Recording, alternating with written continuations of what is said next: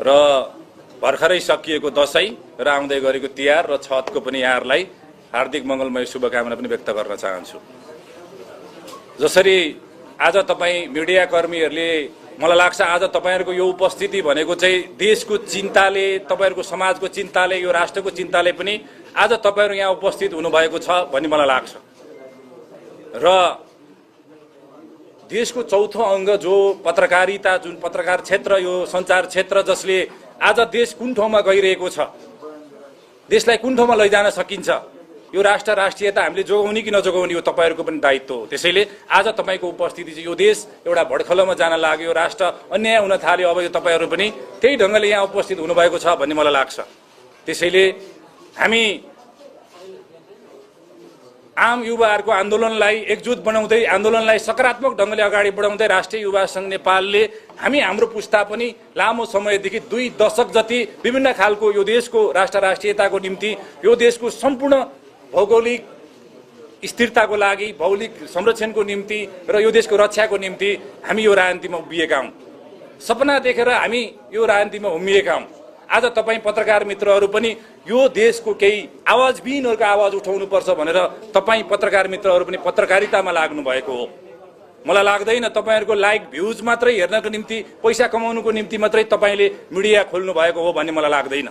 तपाईले जहाँ आवाजविहीनहरूको आवाज उठाउनुपर्छ, जहाँ अन्याय परेको छ त्यो कुरा उठाउनुपर्छ भनेर, राज्यलाई झकझकाउनु पर्छ भनेर तपाई पनि मिडियामा लाग्नु भएको हो। त्यस्तै हामी पनि सपना बोकेर राजनीतिमा लागेका हौं। दोलखाको एउटा दूरदराज गाउँको मान्छे हामी 2 दशक यो राजनीतिलाई, यो समाजलाई परिवर्तन गर्दै जाउँ, सामाजिक भावनाले हामी राजनीतिमा आएका हौं। त्यसैले राष्ट्रिय युवा संघ नेपाल जहिले पनि युवाको आन्दोलनमा, भ्रष्टाचारको विरुद्धमा, राष्ट्र राष्ट्रियता स्वतन्त्रताकै विषयमा जहिले उभिने संगठन रूपमा आज स्थापित हुँदै आज हामी यो ठाउँमा छौं। आज जसरी यो 23 र 24 गतेको यो जेनजीको आन्दोलनको रूपमा जसरी आन्दोलन जुन ढंगले अगाडि बढ्यो, मलाई लाग्छ यो पुस्ताको आन्दोलन, यो युवाहरूको आन्दोलन जुन ढंगले सकारात्मक ढंगले उठाएका विषयहरू थियो भन्ने मलाई लाग्छ। भ्रष्टाचार अन्त्य गर्ने कुरा, ट्रान्सपरेन्सी गर्ने कुरा र सबै युवाहरूलाई सहभागिता गराउने कुरा, राष्ट्रलाई बलियो बनाउने कुरा जेनजीहरूले उठाएका कुरा सकारात्मक थियो होला भन्ने मलाई लाग्छ। तर जसरी जेनजीको नाममा यो देशलाई ध्वस्त बनाउने, यो देशलाई खरानी बनाउने, यो देशको सबै राष्ट्रियता नै खत्म बनाउने जुन खालको घुसपेट भएको छ, जुन खालको अप्ठ्यारो परिस्थिति भएको छ, आज तपाईँ हामीले देखिरहेका छौं। आज देश कतातिर गइरहेको छ। जनताबाट निर्वाचित, मतदान गरेर निर्वाचित संसद आज विघटन भएको छ। देश शून्यतामा छाएको छ।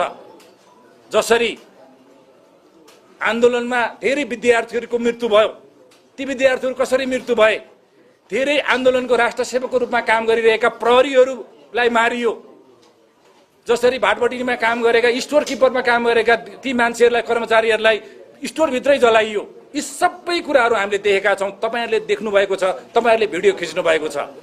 यसैले आज हामीले युवाहरूको आन्दोलनबाट, जेनजीहरूको आन्दोलनबाट सरकार परिवर्तन भयो, अन्तरिम सरकार बन्यो। यो सरकारको काम के हो? निर्वाचन गराउने। जसले जुन दिन यो सरकार बनिसकेपछि यो सरकारले अहिले के भन्ने स्थिति थियो भने यो सरकार निर्माण गर्ने र निर्वाचन गराउने। हामी स्थापित राजनीतिक दलको हिसाबले, नेकपा एमालेको हामी एउटा स्थापित पार्टीको हिसाबले पनि हामी निर्वाचन गराउनुपर्छ। यो सरकारले निर्वाचन गराउने कुरामा सहयोग गरेर जानुपर्छ र यो देशलाई सही बाटोमा लैजानुपर्छ। जसरी ध्वंस बनाएको छ यो समाजलाई, जसरी घरहरू ध्वंस बनाएर भत्काएको छ, यो चिजलाई चाहिँ अब हामीले विकास निर्माणको रूपमा लैजानुपर्छ भन्ने नेकपा एमालेले यो आन्दोलनबाट पनि अब नयाँ पाठ सिक्यो। अब निर्वाचनको माध्यमबाटै यो देशलाई स्थिर सरकार र एउटा सही ढंगको बाटोमा लैजानुपर्छ भन्ने त्यो नेकपा एमालेको सोच हो र नेकपा एमालेको हामी जस्तो राजनीतिमा सपना देखेर लागेको युवाहरूको सोच हो। तर निर्वाचन गराउँछु भन्ने नाममा जसरी बनेको यो अन्तरिम सरकार आज जुन बाटोमा गइरहेको छ, जसरी राजनीतिक प्रतिशोधको आधारमा हाम्रो पुस्ताले देख्यौं 62-63 को आन्दोलन, हामीले राजालाई विस्थापित गरेर जनताकै सरकार, राष्ट्रपति, संघीय लोकतान्त्रिक गणतन्त्र हामीले स्थापित गर्यौं। त्यति बेलाको आन्दोलनमा पनि धेरै मान्छेहरू शहीद भएका थिए।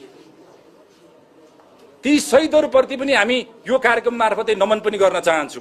आज यो जेनजी आन्दोलनमा शहीद भएका मान्छेहरू जुन ढंगले आन्दोलनको नाममा शहीद भएका छन् भने ती प्रहरीका, ती अहिले विधवा भएका, ती टुरा भएका त्यस्ता मान्छेहरूलाई हामीले सम्झने कि नसम्झने। गृहमन्त्रीले भर्खरै ध्वंसमा लाग्ने, फौजदारी अभियोगमा लाग्ने विभिन्न नकारात्मक गतिविधिमा लाग्ने र हुटफेट गरेर चौकी जलाउने र विभिन्न सिंहदरबारहरू जलाउने र प्रहरीहरू मार्ने र जिउँदै कर्मचारीहरूलाई भाटबटीमा जलाउने मान्छेहरूलाई पनि कारबाही नगर्नु भनेर परिपत्र गरिएको देखियो। के यो समाज यही ढङ्गले तपाईँ हामी पनि स्वच्छ ढङ्गले राजनीति गर्ने, कोही मान्छे व्यवसाय गर्ने, कोही मान्छे स्वच्छ पत्रकारिता गर्ने अधिकार पाउने कि नपाउने? यो अन्तरिम सरकारको काम भनेको निर्वाचन गराउने हो। जसरी यो आन्दोलनमा जुन ढङ्गले घुसपेट भएको छ, मलाई लाग्छ हाम्रै पुस्ताले 62-63 आन्दोलनमा पनि हामीले विभिन्न खालको आन्दोलन हाम्रै पुस्ताले गरेका हौँ। रिसको रागमा पूर्वाग्रहको आधारमा धेरै राजनीतिक कर्मी नेताहरूको घर जलाइयो। नेकपा एमाले जहिले पनि राजनीति सँगसँगै उत्पादनमा पनि जोडिनुपर्छ भनेर नेकपा एमालेका धेरै कार्यकर्ताहरू, धेरै नेताहरू उत्पादनमा जोडेर आफ्नो जीविकोपार्जन गरेर राज्यलाई कर तिरेर व्यवसाय गरेर एउटा उन्नत रूपमा आफ्नो जीविकोपार्जन गरिरहेका छन्। एउटा विदेशीको रूपमा विदेशमा भएको ट्रेन हेरेर जुन ढङ्गले नेताहरूको घर जलाउनु पर्छ भन्ने एप बनाएर जसरी धेरै नेताहरूको धनधनको क्षति भएको छ। भ्रष्टाचारी हो भने पनि भ्रष्टाचार कसै हुलले भन्ने होइन, भिडले भन्ने होइन, त्यो सम्बन्धित निकाय छन्। अख्तियारले भन्ने होला नि यो नेताले यो भ्रष्टाचार गर्यो भनेर। कोही मान्छे राजनीतिमा लागेको मात्रै, कोही राजनीतिमा जोडिएको मात्रै, कोही राजनीति गर्छन् भने त्यो भ्रष्टाचारी हो भन्ने मलाई लाग्दैन। आज कोही राजनीतिमा लागेका मान्छे पनि त्यो भ्रष्टाचारी हो, कोही राजनीतिक दलको नेता छ भने पनि त्यो भ्रष्टाचारी हो। 20औं वर्ष 30औं वर्ष जेल बसेर आएका नेताहरू पनि, यो देशको निम्ति लडेर आएका नेताहरूलाई पनि आज एउटा भिडले, एउटा अराजक व्यक्तिहरूले कालो चस्मा लाएर घरभित्र बसेर स्ट्याटस लेखेर तपाईहरूले भगवान मानेको जो मेयर बालेन शाहले समाजलाई भड्काउने र अराजक तत्त्व बनाउने ढङ्गले आज त्यो वातावरण सिर्जना गरिरहेको छ। ती जो बालेन शाह काठमाडौँको मेयर हुनुहुन्छ, उहाँका भक्तहरूले जसले उहाँलाई भगवान बनायो, आज उहाँको भगवान के रहेछ भन्ने कुरा समाजमा देखिसक्नु भयो तपाईहरूले। कोही भगवानले, कोही सत्य मान्छेहरूले कोही विध्वंसतिर रोज्दैन, जहिले पनि शान्ति चाहन्छ। आज सिंहदरबार जलाउने, हजारौं पुलिसहरूको हत्या गर्ने, यी समाजमा भएका समाजहरू बीचमा द्वन्द्व गराउने यस्तो खालको वातावरण कसरी सिर्जना भयो? यस्तै खालका कालो चस्मा लाएर षड्यन्त्र गर्ने विदेशी दलालहरूबाट चल्ने एनजिओ र आइएनजिओको माध्यमबाट नै यो समाज भड्कलोमा पार्न खोजिरहेको छ।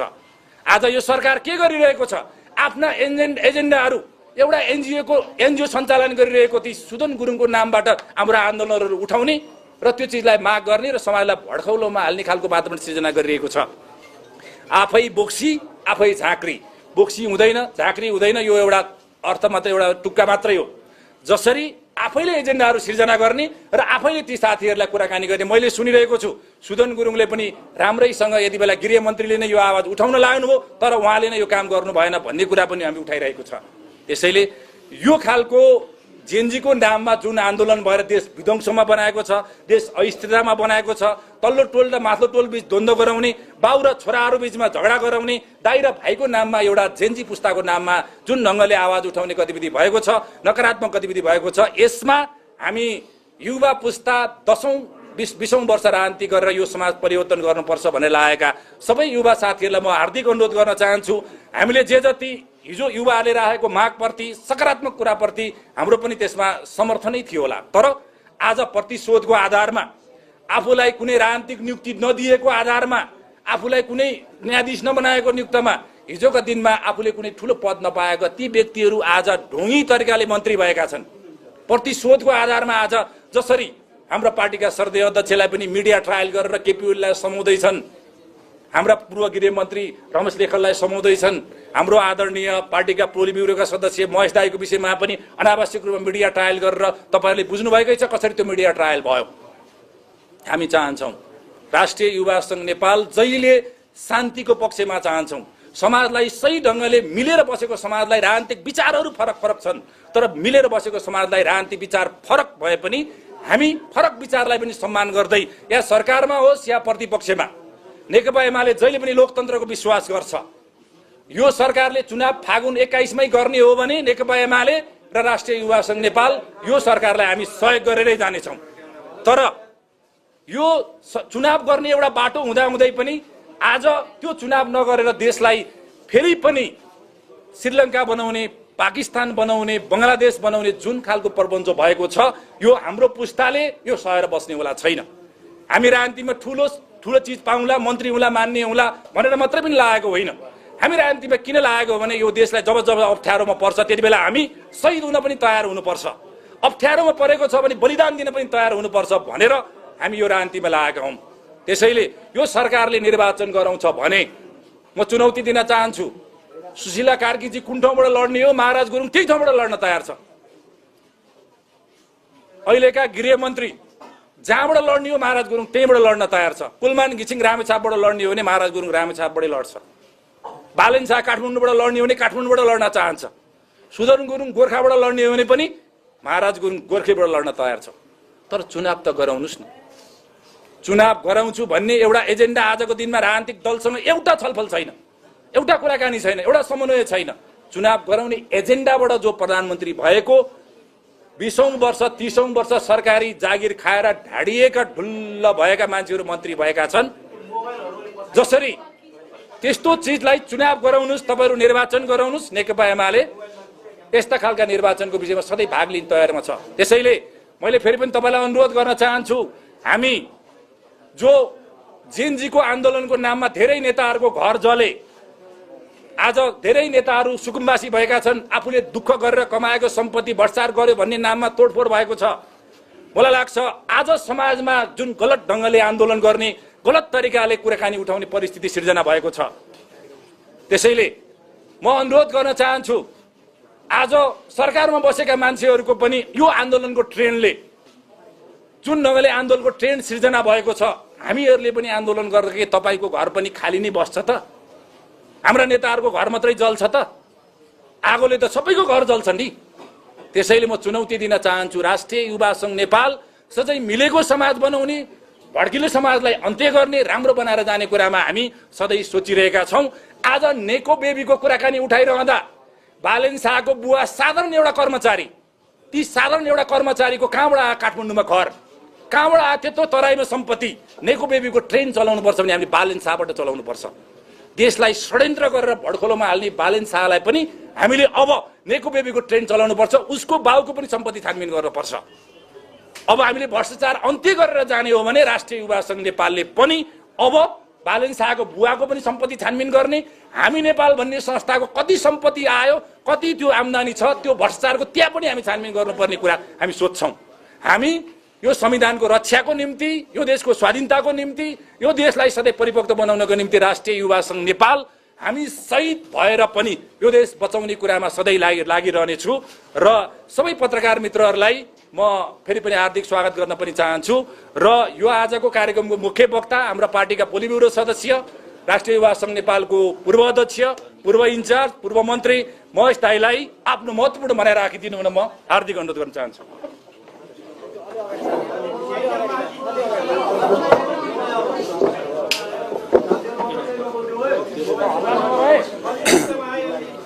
सम्पूर्ण पत्रकार साथीहरू, यहाँहरू सबैलाई म हार्दिक नमस्कार र अभिवादन टक्राउन चाहन्छु। राष्ट्रिय युवा संघ नेपालले पार्टीको र युवा संघको समसामयिक धारणा प्रस्तुत गर्ने सन्दर्भमा यो पत्रकार सम्मेलनको आयोजना गरेको छ। क्षितिज थेबेजी इलामको बाढी पीडितको लागि राहत लिएर गएको सन्दर्भमा महाराज गुरुङजी यसको उपाध्यक्ष यहाँ आउनु भएको छ र सबै यहाँ नेता साथीहरू हुनुहुन्छ, यहाँहरूलाई पनि म हार्दिक अभिवादन गर्न चाहन्छु। अहिले पछिल्लो बेलामा गत भदौ 23 र 24 गतेको जेनजी युवाहरूलाई भड्काएर गरिएको, अब त्यसलाई विद्रोह भन्ने हो कि आन्दोलन भन्ने हो कि अभियान भन्ने हो कि के भन्ने हो, स्वयं त्यो आन्दोलनका अगुवा भनेर दाबी गर्नेहरू नै अन्यलमा छन्।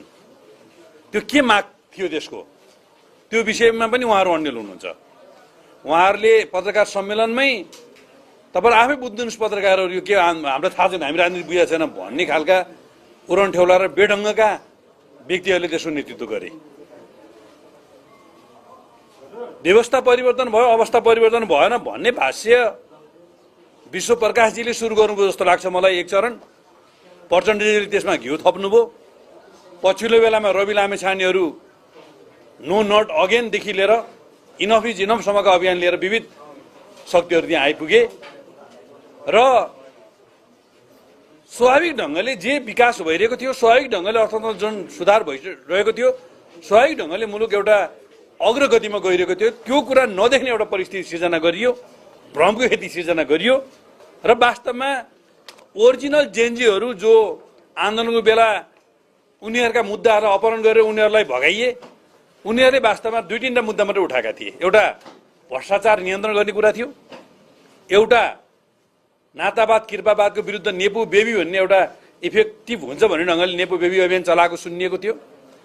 मूलभूत रूपमा सुशासनको पक्षमा भ्रष्टाचारको विरुद्धमा र नातावाद कृपावादको विरुद्धमा उहाँहरूको अभियान थियो। तर त्यो आन्दोलन 23 गते 12:30 बजे हिंसामा परिणत हुन्छ र यहाँ ठुलो घुसपैठ भयो भन्ने कुरा आजको साथीहरूले बुझेर फिर्ता गरे पछाडि जे नहुनु भयो। त्यस पछाडि त्यो आन्दोलनमा आतंकवादी गतिविधिहरू भए। आतंकवादका स्वरूपहरू देखिने ढङ्गले प्रहरीको हत्या भयो। 500 भन्दा बढी चौकी जलाइए, सिंहदरबार जलाइए, सर्वोच्च अदालत जलाइए, संसद भवन जलाइए, राष्ट्रपति कार्यालय जलाइए, अख्तियार जलाइए, सडक विभाग लगायतका सयौं सरकारी कार्यालयहरू जलाइए। 10 खर्ब भन्दा बढी क्षति भयो।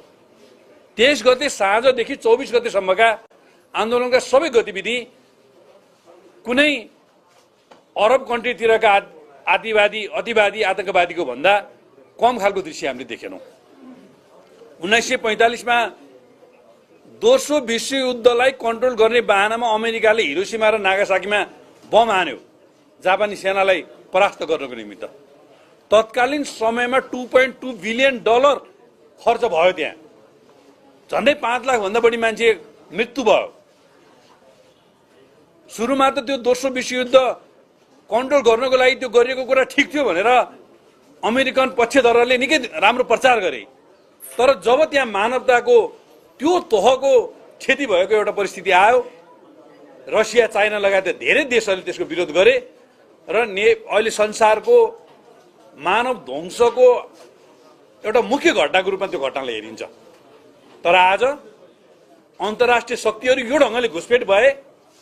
हामी कुनै देशलाई तोकेर भन्न सक्दैनौँ कि तिमीहरूको यहाँ इन्ट्रेस्ट जोडिएको छ भनेर। हामी कुनै साम्राज्यवादी शक्तिलाई भन्न सक्दैनौँ कि तिमीहरूको यहाँ इन्ट्रेस्ट जोडिएको छ भनेर।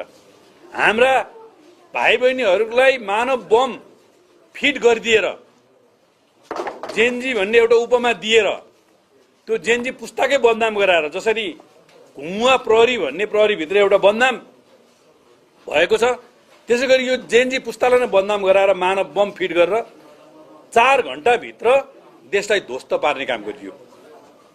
डिस्कर्ड लगायतका ग्रुपहरू, रुटिन अफ नेपाल बन्द, मिन्मी, जोक्स नेपाल, के नेपाल, अनेक खालका हजारौं ग्रुपहरू चलाएर, हजारौं नेटवर्कहरू चलाएर, 1/3 भन्दा बढी फेक एकाउन्टहरू चलाएर, सोशल मिडिया वार गरेर अन्तर्राष्ट्रिय शक्तिको नियन्त्रित अस्थिरतालाई सपोर्ट हुने गरी कुनै देशको युथ काउन्सिलको सदस्य लिएका मान्छेहरू, बर्बरा फाउन्डेसनका विविध खण्डका नेतृत्व गरेका मान्छेहरू, बर्बराजी जो राज परिवारको सदस्यको रूपमा बेलायतबाट पत्रकारको रूपमा आएर माया प्रेमको नाटक गरेर यहाँ बसिन्, स्वयं तत्कालीन दरबारले उनलाई पटक पटक निष्कासित गरेको, महेन्द्रको हत्यादेखि वीरेन्द्रको वंश नाशमा उनको भूमिका बेठिक छ भनेर विश्लेषण गरिएको, पछि माओवादीका अध्यक्ष प्रचण्ड सत्तामा आएपछि उनलाई नायकता दियो भन्ने कुरा छ। त्यो फाउन्डेसनको पैसा जुन ढङ्गले प्रयोग भएको छ, हामीले नायक भनेर मानेका धेरै मान्छेहरू खलनायकको रूपमा प्रस्तुत भएका छन्। 3 वर्ष अगाडि बालेनजीका बारेमा, रविजीका बारेमा 62-63 सालमा 20 वर्ष अगाडि नै प्रचण्डजीका बारेमा हामीले जे खालका विश्लेषणहरू गरेका थियौं, त्यो विश्लेषणलाई नेपाली समाजले स्वीकार गरिदिएको थियो भने बालेनजीका हिजो सिंहदरबार जलाउने कुरामा मेरो भूमिका छैन भनेर निकै 2-3 लाइनको स्ट्याटस लेख्ने बालेनले 2-3 पेजकै स्ट्याटस लेखेका बारेमा युवाहरूका जुन प्रतिक्रियाहरू आइरहेका छन्, त्यो कुरा 3 वर्ष अगाडि आएको भए यो मुलुकले यति ठुलो क्षति बिहोर्नु पर्ने थिएन। यो मुलुक विदेशीको क्रीडा स्थल हुने स्थिति थिएन। र आज मानवता हराएको, विधिको शासन हराएको, कानुनी सर्वोच्चता हराएको, जनताको सार्वभौमसत्ता हराएको एउटा जुन परिस्थिति सिर्जना भएको छ, यो हुन्थेन। त्यही भएर गौरवका साथ भन्न सकिन्छ। सिङ्गो मुलुकको राष्ट्रियता जोगाउनको निमित्त, लोकतन्त्रलाई सम्वर्धन गर्नको निमित्त र जनताको हितलाई प्रक्षेपोषण गर्नको निमित्त समसामयिक राजनीतिका जुनसुकै नेता र दलहरूभन्दा एमाले अगाडि छ र हामीले त्यो भूमिका खेलेका छौँ। यो कुरा हामी गौरवका साथ भन्न सक्छौँ। डिस्कर्ड भन्ने एउटा समूह चलाइयो। नेताका घर जलाउनेदेखि लिएर सिंहदरबार जलाउनेदेखि लिएर प्रहरी चौकी जलाउनेदेखि लिएर हत्या गर्ने तहसम्म त्यसलाई प्रयोग गरियो। 1 महिना अगाडि अमेरिकाको कन्जर्भेटिभ पार्टीका प्रवक्तालाई त्यही डिस्कर्ड समूहको योजनामा गोली ठोकेर हत्या गरिएको छ। त्यसैको प्रतिलिपि गर्दै बालेनजीको योजनामा त्यो परिचालन गरिएको छ र प्रत्येक नेताहरूका घर घरका गुगल म्याप त्यसमा अपलोड गरिएको छ। त्यो खालको एप्स विकसित गरिएको छ र हाम्रा युवाहरूलाई पेट्रोल पम्पदेखि लिएर गल खन्तीदेखि लिएर सुन लुट्नेदेखि लिएर पैसा चोर्नेदेखि लिएर अनेक धन्दा लगाइएको छ। अहिले पनि साइबर अपराध मार्फत लुटपिटको धन्दा चलाइएकै छ। गृह मन्त्रालय त्यसलाई नियन्त्रण गर्ने होइन, त्यसलाई संरक्षण गर्ने कुरामा लागेको छ र जेनजी आन्दोलनका आफूलाई अगुवा भन्नेहरू उनीहरू मार्फत मिडिया ट्रायल गर्न लगाइन्छ। सुदन गुरुङ भन्ने एउटा उरनठेउरो भाइ छ, अनाधिकृत ढङ्गले सरकारी अफिसियल बैठकहरूमा उसले निर्देशन दिन्छ। बुद्धिजीवीहरूले विश्लेषण गर्न थालेका छन्। 7 सालको परिवर्तन पछाडि पनि मित्र राष्ट्रका राजदूतहरू हाम्रा क्याबिनेटका बैठकहरूमा जान्थे। आजको परिवेशमा कुनै देशका राजदूतहरू नेपालका अफिसियल बैठकमा जान सक्दैनन्। आज संयुक्त राष्ट्रसङ्घ लगायतका हाम्रा अन्तर्राष्ट्रिय रूपमा हामीले गरेका सन्धि सम्झौतामा बाध्यका कारणले त्यो ढङ्गले आउन सक्दैनन्। तर मान्छेहरूले के आकलन गर्दैछन् भने विभिन्न अन्तर्राष्ट्रिय शक्तिका एजेन्टहरू अवैधानिक ढङ्गले हाम्रो राज्य संविधानलाई कब्जा गर्न खोज्दैछन्। त्यो पात्रको रूपमा सुदन गुरुङ जस्ता मान्छेहरूलाई एम्बुस बनाएर यहाँ पड्काउन खोजिँदैछ। सुदन गुरुङ जस्ता मान्छेहरू बालेनजीहरूको योजनामा केपी ओली, रमेश लेखक र महेश बस्नेतलाई गिरफ्तार गर्नुपर्छ भनेर मिडिया ट्रायल गर्छन्, सोसियल मिडियामा ट्रेन चलाउँछन्, अनि डेलिगेसन जान्छन् प्रधानमन्त्री र गृहमन्त्रीज्यूको सल्लाहमा। बिचरा बुढी आमै जेनजीको होजामा भात खाँदै रहेछन् अस्ति। ए आमै भात खाँदैछौ, लो खाऊ खाऊ, तिमीले मात्रै खाए भइहाल्छ नि भन्ने ढङ्गका अभिव्यक्ति दिएर, गृहमन्त्रीलाई त्यही खालको अभिव्यक्ति दिएर जुन खालका अराजकता यहाँ सिर्जना गर्न खोजिँदैछ। हामीले भनेका छौँ 23 गते मृत्यु भएको 21 जनाको सन्दर्भमा सत्य तथा निष्पक्ष छानबिन आयोग जुन गठन भएको त्यसले छानबिन गरोस्। गौरीबहादुर कार्कीजी मेरो छिमेकी हो, नाताल त मेरो जेठा नै हो, उहाँको फुपूको नातिनी मैले बिहा गरे हो। म उहाँलाई अनुरोध गर्न चाहन्छु मेरो जेठान साहबलाई, निष्पक्ष छानबिन गर्नुहोस्, दोषी जो देखिन्छ कारबाही गर्नुहोस्, त्यसमा हाम्रो पूर्ण समर्थन रहन्छ। तर निष्पक्ष छानबिन गरिरहँदा साम्राज्यवादी शक्तिहरूले घुसपेट गराएका साफ सुटरहरू त्यहाँ छन् कि छैनन्, स्नाइपरहरू त्यहाँ छन् कि छैनन्, बुलेट प्रुफ ज्याकेट लगाएर प्रहरीको तर्फबाट होइन आन्दोलनकारीको तर्फबाट त्यहाँ हतियार प्रयोग भएको छ। यो बारेमा पनि निष्पक्ष छानबिन होस्, दोषी सबैलाई कारबाही होस्। नेपालको कानुनले गोली चलाउने आदेश कसलाई दिन्छ त्यो बारेमा छानबिन होस्। 23 गते रवि लामे छानेजीलाई नक्कु कारागारबाट मुक्त गराउनको निमित्त गएका डिपी हरियाल, मनिष झा को गएका छन्, जला सङ्ग्रहालय भन्ने एउटी महिला पनि गइसक्यो भने सुनेको छ हामीले। यिनीहरूको बारेमा छानबिन होस्। त्यसपछि भागेका 14,000 कैदीहरू कहाँ छन्? 500 चौकी जलाउने क्रममा 12,000 हतियार लुटिएको छ। 20,000 भन्दा बढी गोलीका खोकाहरू लुटिएका छन्। ती हतियार कहाँ छन्?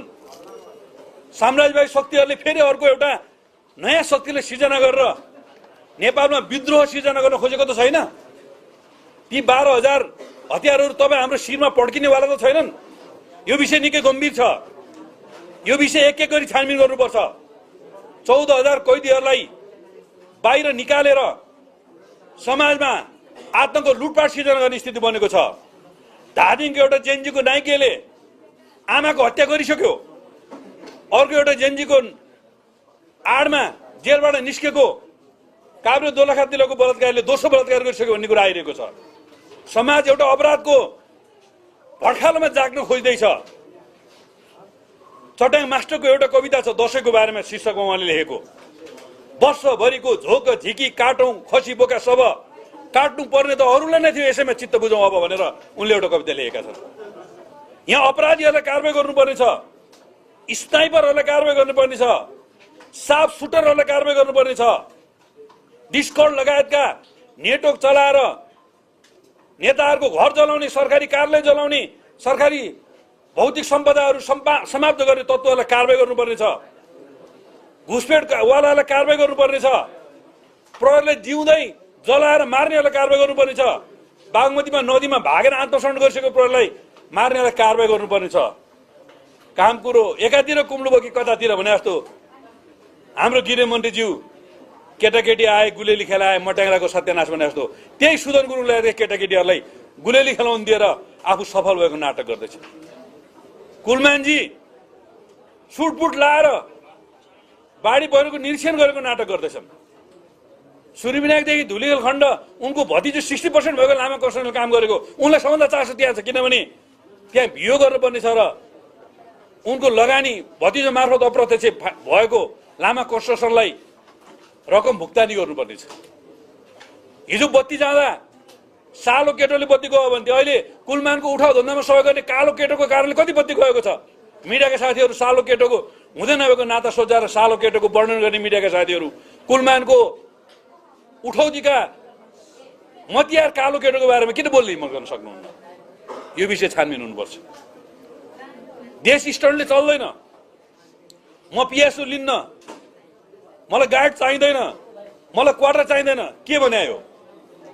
यसको मतलब तपाईसँग मन्त्रीको जतिको बस्न सक्ने घर रहेछ, मन्त्रीको जतिको 2-3टा गाडी रहेछ, मन्त्रीको जति सुविधा सम्पन्न तपाईहरुको वरिपरि सुरक्षाकर्मीहरू रहेछन्। कहाँबाट आयो यो? अर्थमन्त्री पूर्व सचिव हुनुहुन्छ।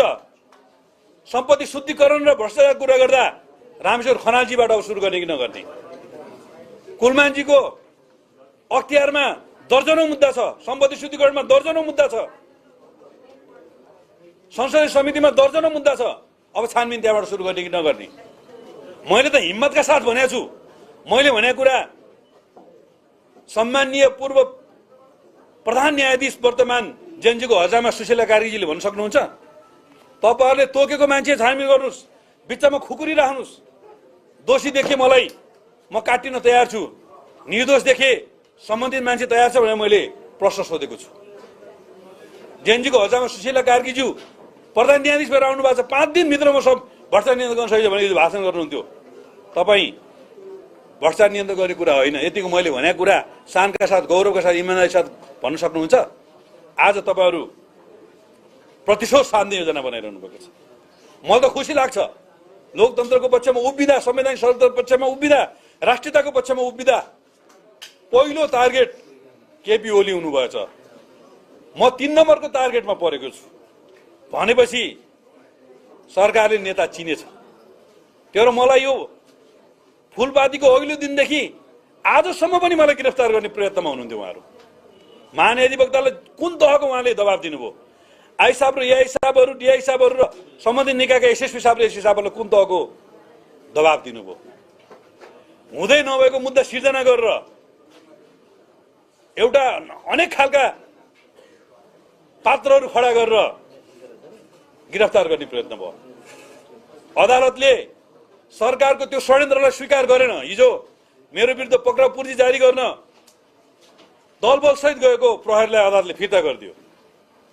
यो कुनै बेतुकको कुरामा यस्तो लाउनुस्। यो महेश बस्नेतको आवाज थुन्ने षड्यन्त्र हो। तपाईँ लोकतन्त्रवादी हो कि लोकतन्त्रवादी हो भने महेश बस्नेत लगायतका लोकतन्त्र र राष्ट्रियताको पक्षमा बोल्नेहरूको आवाज थुन्न पाइँदैन भनेर अदालतले भनिदियो। 5 महिना अगाडिको विषयलाई साइबरले प्रमाण नपुग्ने भनेर तामेलीमा राखिसकेको मुद्दालाई फेरि सरकारी वकिल कार्यालय मार्फत महेशजीको धारणा बुझ्ने बयान लिने भन्ने मैले बयान दिएँ। मैले जे भने त्यही कुरा बयान दिएँ। म बयान दिएर तपाईँको प्रेस मिटमा आउँदैछु, 2-4वटा मिडियाले लेखे महेश बस्नेत साइबर ब्युरोमा छ अरे, महेश बस्नेत गिरफ्तारी हुँदैछ अरे। महेश बस्नेत कुनै भूमिगत जीवन बाँचेको मान्छे होइन। महेश बस्नेत भारत अथवा चाइनातिर लुक्न गएको पनि छैन, यहीँ छ, गुन्डुमै बस्छ। मलाई समातेर देखाउनुहोस्। लोकतन्त्रको लागि, राष्ट्रियताको लागि, सार्वभौम जनताको हक हितको लागि, विधिको शासनको लागि एकपटक होइन 100 पटक जेल जान महेश बस्नेत तयार छ। ज्ञानेन्द्र साईको पालामा पनि 2058 माघ 19 गते शासन सुरु भएपछि माघ 29 गतेसम्म 47 दिन जेल बसेको। पटक पटक आन्दोलनमा गिरफ्तार भएर आएको मान्छे हो। त्यही भएर राष्ट्रियताको पहरेदार महेश बस्नेत चिनेको रहेछ। धन्यवाद छ गृहमन्त्रीज्यू, तपाईँलाई धन्यवाद छ। हामी तपाईँका हरेक हरकतहरू सामना गर्न तयार छौँ। तर एउटा औँलो अरूतिर देखेर त 4वटा औँलो तपाईँतिर फर्किन्छ भनेर सबैलाई म धन्यवाद दिन चाहन्छु। हिजो बालनका विरुद्ध र सुदन गुरुङको विरुद्ध जाहेरी दिएको छ, त्यो जाहेरीको छानबिन गर्नुहोस्। 10औं खर्ब क्षति पुर्याउने यी तत्त्वहरूलाई एक एक गरी कारबाहीमा ल्याउनुहोस्। अब आजबाट हामी आह्वान गर्छौँ, जेनजी होइन, अब त्यो जेनजी भन्ने पुस्ता बदनाम भएको हुनाले अब डिजिटल जेनेरेसन राख्ने भनेर युवा संघले निर्णय गरेको छ। अब हामी प्रत्येक वडा वडामा, टोल टोलमा डिजिटल जेनेरेसन फोर्स निर्माण गर्छौँ र यो खालको अराजकतालाई नियन्त्रण गर्ने कुरामा, विधिको शासनलाई कायम गर्ने कुरामा राष्ट्रिय युवा संघ नेपालले अब दशैं सकिएको छ, अब लगत्तै देशव्यापी अभियान चलाउँछ। हामी प्रत्येक जिल्ला जिल्लामा, हिजो भनेर सबैले सुरु गरेको छ, प्रत्येक जिल्ला जिल्लामा सरकारी कार्यालय जलाउने, प्रहरी चौकी जलाउने र नेताहरूका घर जलाउने र प्रहरीहरूको हत्या गर्ने अपराधीहरूलाई कारबाहीको दायरामा ल्याउनको निमित्त भोलिदेखि नै जाहेरीको प्रक्रिया हामी अगाडि बढाउँछौँ। नेपाल प्रहरीलाई हामी मनोबल प्रदान गर्छौँ र वर्तमान जेएनजी सरकारलाई हाम्रो प्रश्न छ, फागुन 21 गते तपाईँले गर्ने भनेको चुनाव सङ्ख्याको घेराभित्र छ। तपाईँले प्रस्ताव गर्नुभएको अध्यादेश चुनाव नगराउने षड्यन्त्रका साथ ल्याइएको छ। दलहरूको अस्तित्व अस्वीकार गरिएको छ। हिजो केपी ओलीले संसद विघटन गर्दा केपी ओलीलाई निरङ्कुश भन्ने जेएनजीको हजामा सुशीला कार्कीलाई मेरो प्रश्न छ, अब अहिले तपाईँले गर्नुभएको संसद विघटन कसरी ठिक भयो? जेएनजीहरूको त कुनै संसद विघटनको माग थिएन, सरकार परिवर्तनको माग थिएन। जेएनजीले आफैले भनेका छन्, खरायोलाई जालमा थापेको बाघ जालमा पर्यो, अब जाल समाधि रहौँ भने कति समाउनु, छोडौँ भने बाघले टोक्ने भयो। आज जेएनजीहरू बिचरा त्यो हालतमा पुगेका छन्। त्यसो भएको हुनाले संसद विघटन वैधानिक हो कि अवैधानिक हो, यो प्रश्न नेकपा एमाले र हामीसँग सबभन्दा वकिलहरूले यो प्रश्न सोध्नेछन् र अदालतको विषय बन्नेछ। नेपाली काङ्ग्रेस लगायतका नेताहरूसँग हामी यो बारेमा छलफल गरिरहेका छौँ। नेभी सङ्घ र अनेरा सोभियो अब संयुक्त ढङ्गले अगाडि बढ्छ। अब तरुण दल र राष्ट्रिय युवा सङ्घ नेपाल संयुक्त ढङ्गले अगाडि बढ्छ। यसमा म फेरि पनि भन्न चाहन्छु, यो अन्डेलताको अन्त्य गर्ने कुरामा हामी महत्त्वपूर्ण भूमिका खेल्छौँ। हामीलाई डाउट छ, अहिले पनि हामीलाई सङ्कोच छ। साम्राज्यवादी शक्तिहरूले हरेक मान्छेलाई युज गरे। बालनजीलाई प्रत्यक्ष निर्वाचित प्रधानमन्त्री बनाउने, तपाईँले पार्टी खोल्ने। बालनजीको अर्को एउटा खेतालो भाइ छ, के खनालले, त्यो चिया पसले केपी खनाल भन्ने एउटा चिया पसले भाइ छ। त्यो चिया पसले भाइको नाममा एउटा पार्टी खोल्ने रे, यो खालको तयारी गरे भन्ने बुझ्छु। एउटा भिक्टर पौडेल भन्ने भाइ छ, विदेशतिर कता बसेर के छ देशको अवस्था भनेर बुझिरहेको छ बिचरा। एउटा कुमार बेन भन्ने चाहिँ ललितपुरतिरको एउटा केटो मान्छे, ललितपुरको धन्दा चलाइरहेछ काठमाडौँमा। यिनीहरू सबैलाई अब बालनलाई प्रत्यक्ष निर्वाचित प्रधानमन्त्री बनाउने हो। फ्रान्स जाँदाखेरि 22 लाखको मस्ती गरेर जस्तो तिमीलाई यस्ता मस्ती कति गर्न पाउँछौ भन्ने ढङ्गले कन्भिन्स गराइयो। रवि लामेछानेलाई जेएनजीको त नेतै छैन, तपाईँ नेतै हो, तपाईँ जेलबाट आउँदा साथ ढ्याक्क जाने हो, कुर्सी सम्हाल्ने हो, प्रधानमन्त्री बन्न लगाइयो। प्रचण्डलाई हामीलाई त केपी ओली र देउबासँग पो रिस उठ्या त। केपी ओली चाइनामा गएर सी जिनपिङ र पुटिनको अगाडि चुच्चे नक्साको कुरा गरेर हामीले च्यालेन्ज गर्ने, तपाईँ प्रधानमन्त्री बनाइयो। प्रचण्ड जुङ्गा मुठार्दै कुम हल्लाउँदै माने गजबको कुरा हो यो भनेर लाग्नुभयो। हाम्रा घर जलाउनको निमित्त प्रचण्डका धेरै कार्यकर्ता आएका छन्। त्यो माओवादीका धेरै नेताहरूले यतिखेर गरेका फोनहरू मैले रिसिभ गरेका छैन। हाम्रा घर जलाउनको लागि राष्ट्रपतिका धेरै कार्यकर्ताहरू आएका छन्। ती सबैको एक एक गरी हिसाब हामीले राखेका छौँ। अहिले हतार हतार टिकटक र रिलहरू मेटेका छन् ती साथीहरूले, तर सबै रेकर्ड हामीले सुरक्षित राखेका छौँ। काङ्ग्रेसभित्रको विद्रोही पक्षलाई त्यो ढङ्गले कन्भिन्स गराइयो। एमाले भित्र धेरै ठुलो खेल्न त सकेनन्, त्यहाँभित्र पनि कन्भिन्स गराउने प्रयत्न गरियो। त्यसो भएको हुनाले यी सबै मान्छेहरू काहीँ न काहीँबाट मतियारको रूपमा प्रयोग भए। जब आन्दोलनको ठुलो आँधीबेहरी आयो, उनीहरूले चाहेको नियन्त्रित अस्ति त अनियन्त्रित भइदियो। त्यस पछाडि बालनजीले हर्क साम्पाङदेखि लिएर त्यो एउटा के अरे निकोल्सन कि के भन्ने एउटा निकोलस भन्ने एउटा डक्टर, यी सबैलाई धकेल्दियो खोलामा। अहिले हर्क साम्पाङ धरानतिरबाट कराउँदैछ, निकोल्सन कताबाट कराउँदैछ, प्रचण्ड कहाँ छन्, भूमिका छन्, बेला बेला टुप्लुक्क टुप्लुक्क निस्केर बोल्दैछन्। केपी ओली त अहिले पनि गुन्डुमा छन्। दसैँमा धेरै युवाहरूलाई, धेरै पार्टी कार्यकर्ता र समर्थक शुभचिन्तकलाई टीका लगाएर आशीर्वाद दिएका छन्।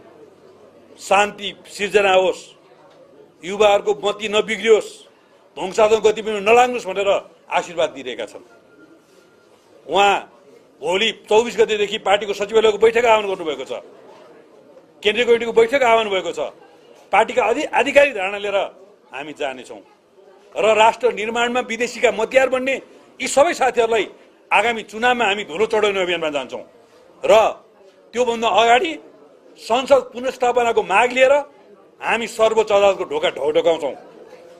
पार्टीले आधिकारिक ढङ्गले जाने अथवा कानुन व्यवसायहरू मार्फत जाने त्यो कुरामा हामी अन्तिम छलफल गर्दैछौँ।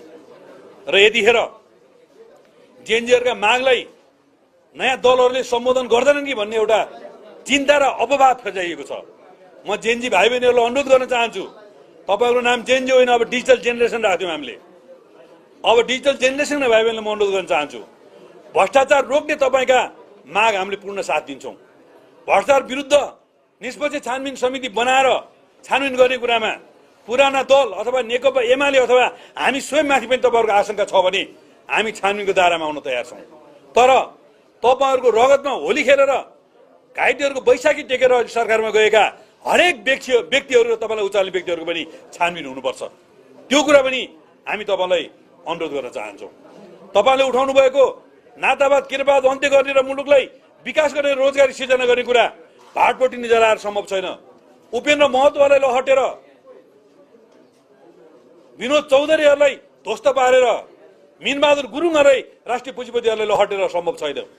यो रोजगारी सिर्जना गर्ने कुरामा हामी स्थापित दलहरूले तपाईँलाई सहयोग गर्नुपर्छ। त्यसमा हामी तपाईँलाई साथ दिन तयार छौँ।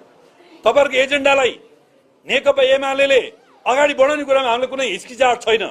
अहिले पनि प्रतित्वको हिसाबले 40 वर्षभन्दा कम उमेरका 10% प्रदेशमा र 15% जिल्लामा र आउँदो महाधिवेशन केन्द्रसँग निश्चित परिषद लाने भनेर पहिलो निर्णय गर्ने पार्टी नेकपा एमाले हो। तपाईँको एजेन्डा हामी सम्बोधन गर्छौँ। तपाईँको भावना अनुसार हाम्रो पार्टीका गठन पुनर्गठन प्रक्रिया पनि अगाडि बढ्छौँ। तर अहिले नै यही हो गजबको कायदा भनेर देशमा एउटा गम्भीर सङ्कट आएको बेलामा, हाम्रो नेतृत्वमाथि चौतर्फी आक्रमण भइरहेको बेलामा के साथीहरू नेतृत्व परिवर्तन गर्नुपर्छ भनेर झिनो स्वरले बोलेको सुनिन्छ। म हाम्रो पार्टीका सदस्य अध्यक्षको तर्फबाट म तपाईँलाई भन्न चाहन्छु, यो पार्टीको अध्यक्षमा हुनुहोला नहोला, प्रधानमन्त्री फेरि बन्नुहोला नबन्नुहोला, तर यो मुलुकको अभिभावक केपी ओली हो, राष्ट्रियताको संरक्षक केपी ओली हो। चुच्चे नक्सा ल्याउनको निमित्त उहाँले खेलेको भूमिका अविस्मरणीय छ। नेपालका ठुल्ठुला विकासका आयोजनाहरूलाई कार्यान्वयन गर्ने कुरामा उहाँले खेलेको भूमिका अविस्मरणीय छ। नाकाबन्दीका विरुद्ध उहाँले खेलेको भूमिका अविस्मरणीय छ। संविधान लेखनमा उहाँले खेलेको भूमिका अविस्मरणीय छ। मधेसमा आगो बल्दा त्यो आगो निभाउन उहाँले खेलेको भूमिका अविस्मरणीय छ। माओवादीको युद्धले मुलुकलाई झन्नै द्वन्द्वमा लाँदा अथवा गृहयुद्धमा लाँदा त्यसलाई रोक्न उहाँले खेलेको भूमिका अविस्मरणीय छ। सीके राउतदेखि लिएर विप्लवसम्मका विद्रोही शक्तिहरूलाई मूल धारणा ल्याउने कुरामा उहाँले खेलेको भूमिका अविस्मरणीय छ। उहाँका विरुद्ध अन्तर्राष्ट्रिय शक्तिहरूले जेएनजीलाई उचालेर मानव बम बनाएर जुन पड्काए त्यो कुराबाट हामी दुखित छौँ र भोलि यो मुलुकको अभिभावकको रूपमा कमरेड केपी ओलीलाई हामी सदैव राख्नेछौँ। त्यही भएर उहाँलाई मैले गुन्डुमा मेरै छिमेकी बनाएर राखेको छु। पत्रकार साथीहरू र आम जनसमुदायका केही प्रश्नहरू छन् भने उहाँले पछि 24 गतेको हाम्रो सचिवालयको बैठक पछाडि तपाईँहरूका जिज्ञासाहरूलाई सम्बोधन गर्नुहुनेछ। योभन्दा अगाडि पनि उहाँले सम्बोधन गरिसक्नु भएको छ र हामी नयाँ परिवेशलाई, नयाँ चुनौतीलाई सामना गर्ने ढङ्गले अगाडि बढ्छौँ।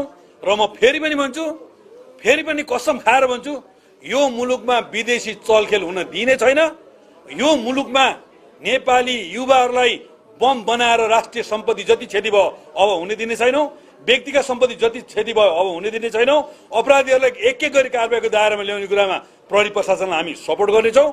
अब हामी सडकमा उत्रेर तमाम युवा विद्यार्थी र पार्टीका नेता कार्यकर्ता र आम जनसमुदायलाई आवश्यक पर्यो भने सडक आन्दोलन गर्न पनि तयार छौँ र सबै अपराधीहरूलाई जारी हाल्ने कुरामा पनि तयार छौँ। हामीलाई र कसलाई गिरफ्तार गर्ने हो गृहमन्त्रीज्यू र गृह मन्त्रालयलाई म चुनौती दिन चाहन्छु। हामी गिरफ्तारी दिन तयार छौँ। त्यो गिरफ्तारी पछाडिको हुने परिस्थितिको सामना गर्नको निमित्त तपाईँ तयार हुनुहोस् भन्ने कुरा पनि तपाईँहरू राख्न चाहन्छु र अहिलेलाई मेरो भनाइ यहीँ टुङ्ग्याउँछु। हस्, धन्यवाद। हजुर के प्रश्न छ भने छोटो लिउँ नभए भने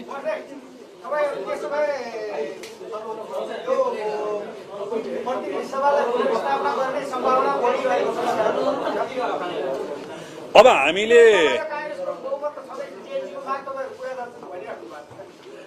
अब पूर्व प्रधान न्यायाधीशहरू, वरिष्ठ वकिलहरू, पार्टीका कानुन फिल्डका नेताहरूदेखि लिएर सबैसँग सल्लाह गरिरहेका छौँ। सबैको सल्लाह के आएको छ भने यो संसद विघटन गर्ने प्रक्रिया अवैधानिक छ। संसदलाई खुलाएर जेनजीका मागहरू के हुन् सूत्रबद्ध भनेर उनीहरूलाई पुरा गर्न, जस्तो उहाँले भन्नुभएका कतिपय मागहरू संविधान संशोधन गर्नुपर्ने छ। अब सुशीला कार्कीज्यूले राष्ट्रको नाममा सम्बोधन गर्दा संविधान संशोधन असम्भव छ, नयाँ सरकार आवेश गर्छ भन्नुभएको छ। संसद पुनर्स्थापना हुने स्थिति बन्यो भने जेनजीका कतिपय मागहरू चाहिँ आउँदो चुनावभन्दा अगाडि नै हामी पुरा गर्न सक्छौँ। संसद पुनर्स्थापना भनेको चाहिँ फेरि यसको अर्को 2-2.5 वर्ष कार्यकाल पुरा गर्ने भन्दा पनि जेनजीका मागहरूलाई पुरा गरेर एउटा साझा सहमति बनाएर एउटा सबैको चाहिने एउटा सबै शक्तिको चाहिने एउटा चाहिँ अस्तित्व स्वीकार गरेर एउटा साझा अवधारणा र मत बनाएर साझा हिसाबले स्वच्छ निष्पक्ष धाँधली निर्वाचन गरेर सबै पक्षलाई समेटेर जान सक्ने एउटा परिस्थिति हुन्छ। त्यसो भएको हुनाले संसद पुनर्स्थापना गर्ने कुरामा चाहिँ हामी धेरै सकारात्मक हिसाबले छलफल गरिरहेका छौँ। अब जेनजीका समूहहरूसँग म चाहिँ अप्रत्यक्ष ढङ्गले छलफल गरिरहेको छु। उहाँहरू विविध हिसाबले छलफल गरिरहनु भएको छ, तर को आधिकृत समूह को अनाधिकृत समूह भन्ने कुरा छुट्याउन सकेका छैन। अब एकदम जेन्युइन जेनजीहरूका समस्याहरूलाई चाहिँ हाम्रो पार्टीले चाहिँ प्रत्यक्ष अप्रत्यक्ष उहाँहरूका समस्याहरूलाई अथवा उहाँहरूका मुद्दाहरूलाई सुनेको छ र सम्बोधन गर्ने कुरामा हामी उहाँहरूलाई चित्तबुद्ध ढङ्गले भूमिका खेल्छौँ।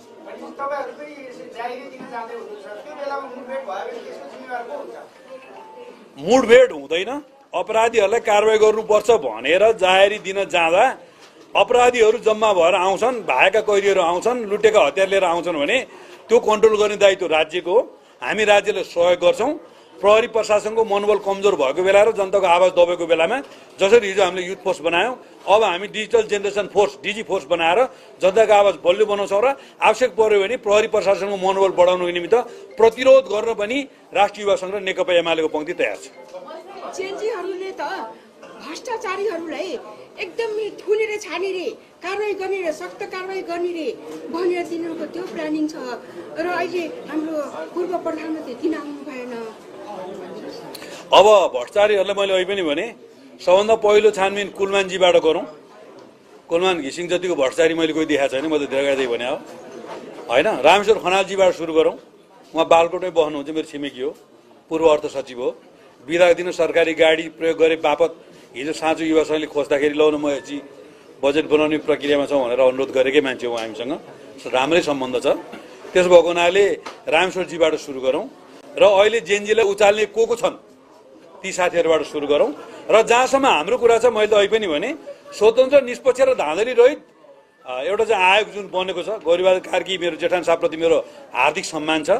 उहाँहरूले गरेको छानबिनले हामी सहयोग गर्न तयार छौँ, त्यसमा समस्या रहेन। अब पूर्व प्रधानमन्त्रीज्यूले आफ्ना धारणा औपचारिक अनौपचारिक ढङ्गले दिइसक्नु भएको छ। अस्ति उहाँले आफ्नो निवासकै अगाडि युवा सङ्घकै कार्यक्रमको आयोजनाबाट तपाईँहरूलाई आफ्नो धारणा राखिसक्नु भएको छ। भोलि 11 बजे हामी गुन्डुमा भक्तपुरको पार्टी जिल्ला कमिटीको तर्फबाट पार्टीको महत्त्वपूर्ण नेताले फेरि पार्टीका धारणाहरू राख्छौँ। 24 र 25 गते हाम्रो सचिवालय बैठक छ र हाम्रो केन्द्रीय कमिटीको बैठक कति 29 गते 27 गते हाम्रो केन्द्रीय कमिटीको बैठक छ। नेकपा एमाले आफ्ना अफिसियल धारणाहरू यो महिनाको मसान्तसम्ममा सबै कुरा सार्वजनिक गर्छ।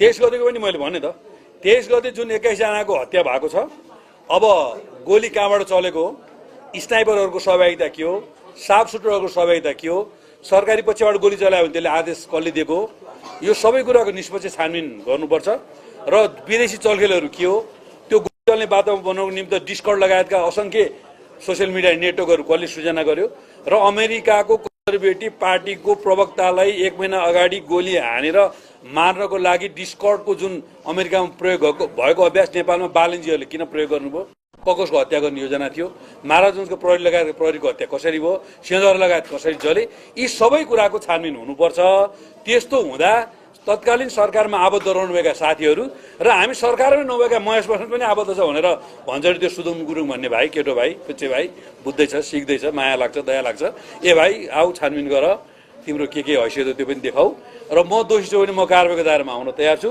तर तिमीहरू दोषी हो भने चाहिँ म एकपटक होइन 100 पटक भन्न सक्छु तर बालेन र सुदन लगायतका यो टिमहरू चाहिँ नि विदेशी दलालहरू हुन् र उनीहरूले डिस्कर्ड लगायतका अपराधी गतिविधि गरेका छन् र कारबाही उनीहरूबाट सुरु गर्नुपर्छ भन्ने हाम्रो माग हो र 21 गतेको सन्दर्भमा पनि उचित छानबिन गरेर कतै दोषी देखिन्छ भने चाहिँ कारबाही गर्नुपर्छ भन्ने कुरामा हाम्रो फरक मत छैन के पूर्व प्रधानमन्त्री र गृहमन्त्री लगायत तपाईले छानबिन गर्नुपर्छ प्रतिपक्षलाई लगाइरहँदाखेरि सत्ता पक्षको अथवा तत्कालीन अवस्थाको प्रधानमन्त्री कुन हैसियतको प्रधानमन्त्री हो उनको नैतिक दायित्व कति हुन पर्थ्यो यहाँहरूले नै त्यति बेलाको आफ्नै पार्टीको श्रद्धेय अध्यक्ष भन्नुहुन्छ पार्टी अध्यक्ष केपी शर्मा ओलीको हैसियतमाथि समेत यहाँ आफैले प्रश्न उठाए जस्तो देखियो नि किनभने सबै कुराको जानकारी लिनुपर्ने नैतिक दायित्व लिनुपर्ने त उहाँको भूमिका थियो तथापि तपाईँहरू चाहिँ प्रतिपक्ष जति सबै दोषी हुन् हामी चाहिँ दुधले धोइएका हौँ ठुलो हौँ पवित्र हौँ भन्नुहुन्छ यो आफैमा पनि ठिक होइन कि भन्ने लाग्यो कि तपाईको प्रश्न ठिकै छ तपाईको प्रश्नको छनौट गर्ने शब्द चाहिँ म सहमत छैन हामीले दुधले नुहाएका हामी अरू चाहिँ सबै फोहोरले नुहाएका भनेका छैनौँ प्रधानमन्त्री केपी शर्मा ओलीज्यूले त्यो नैतिकता फिलिङ गरेर त राजीनामा दिनुभयो त न राजीनामा दिनु हुन्थेन होला नि त प्रहरी प्रशासनलाई कुन ढङ्गले प्यारालाइज गरियो कुन ढङ्गले चल्न दिएन सेनाले सिंहदरबार जेल ल्याउँदा किन बचाएन यो कुरा त मैले सोधेको प्रश्न नि त यो त असंख्य प्रश्नहरू उठिरहेछ नि त धेरै बुद्धिजीवीहरूले ब्ल्याक इनर्जीदेखि लिएर लुसिफरसम्मका चाहिँ उपमा दिएर बालनजीहरूलाई प्रश्न उठाइरहेछन् नि त हिजो हामीले जे कुरा भन्थ्यौँ आज बालनजी त्यही स्ट्याटस ल्याउने ठाउँमा पुग्नु भएको छ नि त त्यही भएर छानबिनको दायरालाई फराकिलो बनाऊ भने हामी हिजो सरकारको नेतृत्व गरेका कारणले नैतिक जिम्मेवारी दिएर त प्रधानमन्त्रीले राजीनामा दिनुभयो त्यस पछाडि उहाँको पहिलो वक्तव्यमा उहाँले के भन्नुभएको छ भने हामीले काहीँ कतै आदेश दिएका भोइस रेकर्डहरू छन् अथवा अडियो छन् अथवा रेकर्ड छन् कहीँ लिखित छन् केही छ भने सार्वजनिक गर्नु सुशीलाजी भनेर त उहाँले ओपनली भन्नुभएको छ त त्यसो हुँदाखेरि निष्पक्ष र स्वतन्त्र ढङ्गको छानबिनको दायरामा आउनको लागि हामी सबै तयार छौँ भनेर विगतमा पनि भने पशुपतिको जलहरी विगतमा राजन दाल लगायतका स्यालहरूले कराएर छानबिन गरेकै हो अरू के नक्कली एजेन्डाहरू उठाएका थिए ती पनि छानबिन गर्नुहोस् भनेकै छौँ हामीले अहिले त तपाईँहरूकै सरकार चाहिँ गर्नुहोस् भनेको छौँ त जेएनजी सरकारलाई त्यसो हुँदाखेरि हामी चाहिँ एकदम ओभानो भयो पानीमाथिको भने पनि छैनौँ हामी चाहिँ एकदम दुधले नुहाएका अरू चाहिँ नि चोखा भने छैनौँ यति त भन्न पाइयो नि त महेश बस्नेत भट्टाचार्य हो भने कारबाही गर होइन भने त महेश बस्नेत भट्टाचार्य हो भनेर आरोप लगाउन पाइन्छ त महेश बस्नेत छोराछोरी आफ्नो मेहनतले पढे गुन्डु स्कुलमा पढे त्यहीँको गाउँको एउटा लोकल स्कुलमा पढे न कुनै राजदूतावासको चाहिँ महेश बस्नेतले स्कलरसिप लियो न कुनै सरकारी अनुदान लियो अब मेरो छोरी डक्टर भयो त टाउको दुखाएर भयो त मेरो छोरो वकिल भयो त टाउको दुखाएर भयो त मैले नक्कली सर्टिफिकेट दिए त नेपो बेबी भनेर मेरो छोरीको घरमा ढुङ्गा हान्न जानेहरूले त नैतिक जिम्मेवारी लिनु पर्ला नि त मेरो बाउ आमालाई 77 वर्षको बुवा र 72 वर्षको ओपन हार्ट सर्जरी गरेको मेरो आमालाई जिउँदै जलाउनु खोज्नेहरूले त जवाफ दिनुपर्ने होला नि त मेरो घर जल्दाखेरि त्यहाँ भावना जल्दैन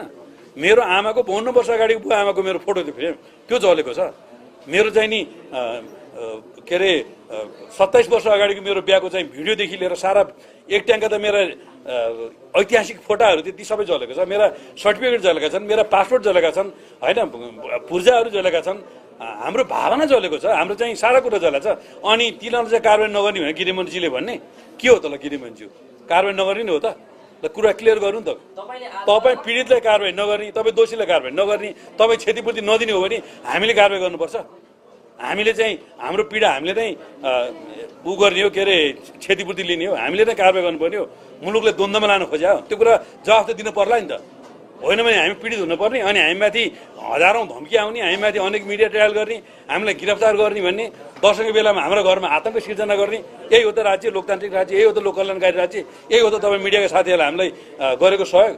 अनि यही हो त 2-4 जना पालित पोषित, बालनद्वारा पालित पोषित, रविद्वारा पालित पोषित, जेन्जीद्वारा पालित पोषित आफ्नो श्रीमतीको साडी किन्नको लागि युट्युब चलाउने साथीहरूको यही हो त धन्दा, यही हो त ल्याउनु खोजेको लोकतन्त्र, यही हो त विधिको शासन। यो कुरा छलफल हुनुपर्ने होला नि त, होइन र? तपाईँ क्वेसनल दिएर भयो उहाँहरू चाहिँ अहिले नयाँ नयाँ साथीहरू राखौँ क्वेसन।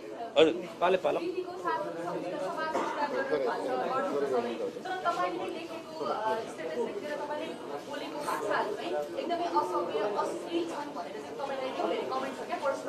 जस्तो के छ भन्नु न, उदाहरण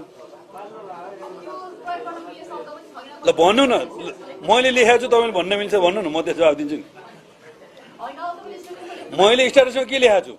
मेरो घर जलाइस्, मेरो बाउ आमाले जिउँदै मार्न खोजिस्, मेरो श्रीमतीको पहिचान नभएर मेरो श्रीमतीलाई मार्न खोज्यौ, मेरो छोराछोरीलाई निपो बेबी भनेर तिमीहरूले चाहिँ नि बदनाम गर्यौ, दसैँको मुखमा मलाई गिरफ्तार गर्छु भने मिडिया ट्रायल गरेका छौ, मेरो परिवारको आँखामा आँसु जुन ढङ्गले आएको छ, मेरो परिवारमा जुन आतङ्क सिर्जना गरेको छ, सरकारका निकायका साथीहरू, ओरेन्टेउला जेन्जी भाइ बहिनीहरू, तिनलाई उचाल्ने विदेशी दलालहरू, ध्यान दिएर कान खोलेर सुन, यो विषय मैले न्याय पाउँदिनँ भने चुनकै हिसाब गर्छु।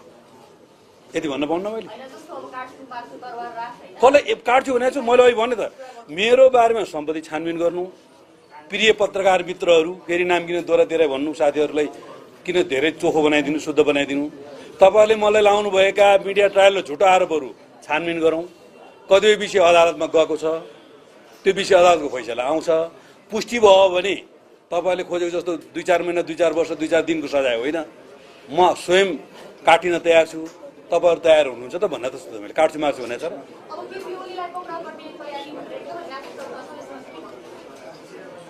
तिम्रा बाउको हिम्मत छ भने केपी ओलीलाई गिरफ्तार गर। तिम्रो बाउको हिम्मत छ भने शब्द नराम्रो हो त? छोराको हिम्मत त सक्दैन, बाउको हिम्मत छ भने गर भन्नु पर्यो नि त। यो नराम्रो हो त?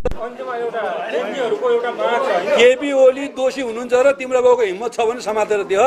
यो धरतीमा केपी ओली जिउँदैछ, एमाले जिउँदैछ, महेश प्रधान जिउँदैछ भने त अस्ति भइसक्यो त, फेरि त्यही कुरा दोहोऱ्याएँ त मैले। अब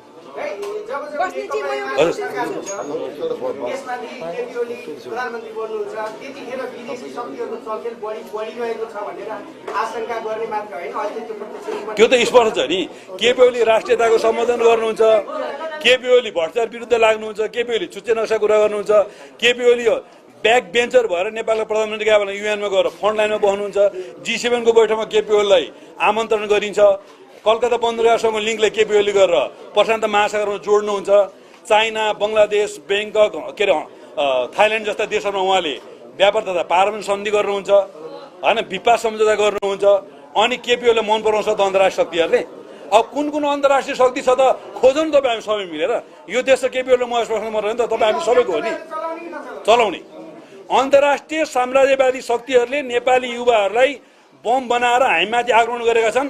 महेश बस्नेत मर्न तयार छ, राष्ट्रियता झुक्न दिँदैन, अन्तर्राष्ट्रिय शक्तिहरूलाई सुन पसार्न दिँदैन र अन्तर्राष्ट्रिय शक्तिहरूका दलाल बनेर 14 अरबभन्दा बढी पैसा हिनामिना गरेर आएका यो नक्कली देवताहरू भगवानहरूलाई नाङ्गेजात पार्छ र तिनीहरू राक्षस हुने भन्ने कुरा एक्सपोज गर्छ। त्यसमा नेकपा एमाले लाग्छ, त्यसमा युवा सङ्घ नेपाल लाग्छ। हस्, धन्यवाद।